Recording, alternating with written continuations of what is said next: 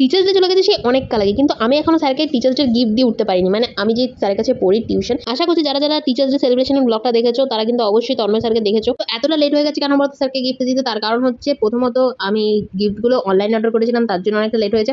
আর second রিজনটা ছিল হচ্ছে আমার শরীরটা খারাপ হয়ে গেছিলো বলে আমি সে একটা সপ্তাহ স্যারের কাছে পড়তে যেতে পারিনি। তো সেই কারণে স্যারকে এই গিফটটা দিতে অনেকটা ডিলে হয়ে গেছে। তো যাই হোক, এই গিফটটা আমি কিন্তু অ্যামাজন থেকে অর্ডার করেছিলাম। এটার মধ্যে লেখা ছিল হচ্ছে thank you for being such a great teacher. এটা কিন্তু একটা লাইট জ্বলবে, যেটা কিনা আমি তোমাদের একটু পরে জ্বালিয়ে দেখাচ্ছি। আর সেকেন্ড গিফটটা ছিল হচ্ছে মিন্ত্রা থেকে আমি অর্ডার করেছিলাম। এটার মধ্যে একটা শার্ট ছিল স্যারের জন্য। এই শার্টটা অনেক খোঁজাখুঁজি করার পর তারপরে এটা কি পছন্দ হয়েছে, কারণ স্যারকে দেবো, একটা ভালো শার্ট না দিলে হয় বলো? তো যাই হোক, এখানে তারপর দেখো তোমাদেরকে লাইটটা জ্বালিয়ে দেখাচ্ছি। আর লাইটটা জ্বালানোর পর কত সুন্দর লাগছে না লেখাটা।